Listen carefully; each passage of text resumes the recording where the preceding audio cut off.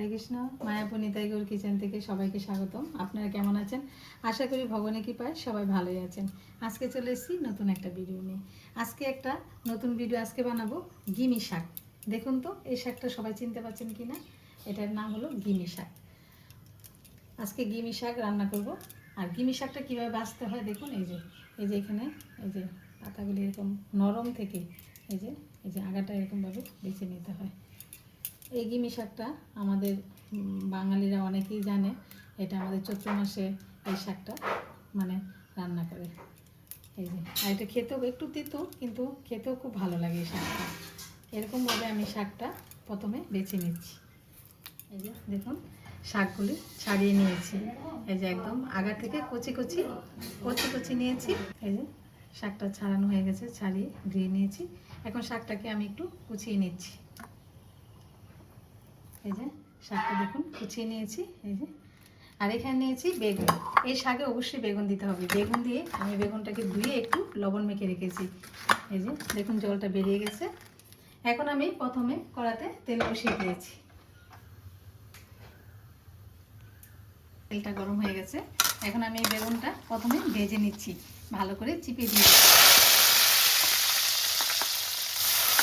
যেহেতু আমি লবণ মেখে রেখেছিলাম, লবণ আর দিচ্ছি না, এখানে হলুদ গুঁড়ো দিয়ে দিলাম। হলুদ দিয়ে ভালোভাবে শাকটাকে বেগুনটাকে ভেজে নিচ্ছি।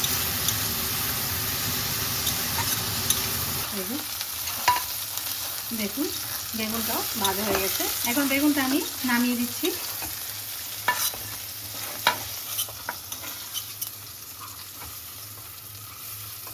আর তেল দিলাম না, যেহেতু অনেকটা তেলের মধ্যেই আমি বেগুনটা ভেজে নিয়েছি। দিয়ে দিচ্ছি শুকনো লঙ্কা, দুটো শুকনো লঙ্কা দিয়ে দিচ্ছি। শুকনো লঙ্কাটা একটু ভেজে নিচ্ছি।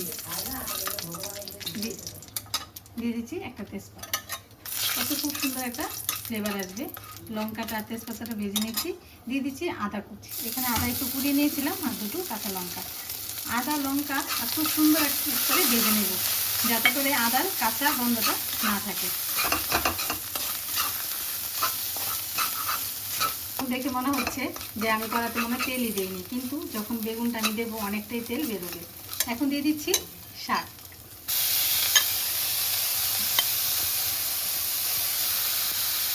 দিচ্ছি স্বাদ মতো লবণ। আর আমি হলুদ দেবো না, যেহেতু এটা শাক, বেগুনে হলুদ দেওয়া আছে।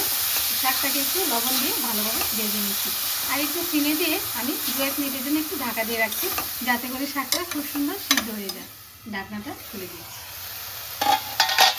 এ দেখুন শাকটা একটু জল উঠেছিল, জলে জলে শাকটাও খুব সুন্দর সিদ্ধ হয়ে গেছে।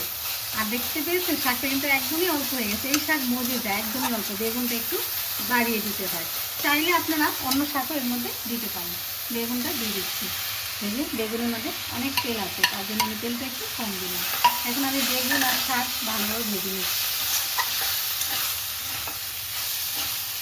দিয়েছি স্বাদ মতো চিনি, কারণ এই শাকটা একটু তেঁতো থাকে, তো চিনিটা একটু অবশ্যই দিতে হবে। ভালো করে চিনিটা দিয়ে ভালো করে একটু ভেজে নিচ্ছি। এখানে দিয়ে দিচ্ছি বাদাম নিয়েছি। বাদাম এই যে আপনারা ভেজেও দিতে পারেন, আর বাদাম এমনি মানে শুকনো খোলার ভাজাও দিতে পারেন। আমি শুকনো খোলার ভাজা বাদামটাই দিয়েছি। এবার বাদামটা দিয়ে একটু ভেজে নিচ্ছি।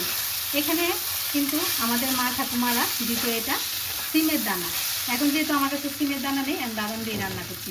আপনাদের কাছে যদি সিমের দানা থাকে অবশ্যই সিমের দানা দিয়ে রান্না করবেন, খুবই ভালো লাগবে।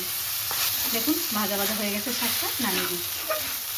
দেখুন রেডি হয়ে গেল গিমি শাক। আর এই শাকটা কারা কারা চিনেন অবশ্যই আমাকে কমেন্ট করে জানাবেন, যে এই গিমি শাক কোনোদিন রান্না করেছেন বা চিনেন। এই শাকটা খুবই ভালো লাগে, একটু তেঁতু লাগে কিন্তু খুবই টেস্ট। গরম রাইসের সাথে ভগবানকে ভোগ লাগে, এই প্রসাদ খেতে খুব ভালো লাগে। এ দিয়ে সব রাইস খাওয়া হয়ে যায়। তাহলে আজকে ভিডিও এখানে শেষ। সবাই ভালো থাকবেন, সুস্থ থাকবেন। আবার দেখা হচ্ছে পরের ভিডিওতে। হরে কৃষ্ণ।